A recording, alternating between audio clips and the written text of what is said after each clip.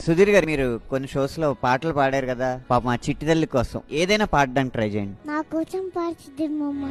అలల కడలి తనదిలే, ఆ వర్షమే తనదిలే, ఈ వెన్నెల తనదిలే, నా చిట్టి ఎప్పుడు నాదే.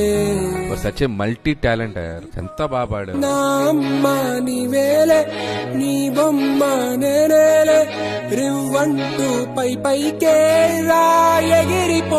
సుధీర్ గారు, మీరు కొన్ని షోస్ లో పాటలు పాడారు కదా, పాప మా చిట్టి తల్లి కోసం ఏదైనా పాడడానికి ట్రై చేయండి. నా కోసం పాడుతుందేమమ్మా.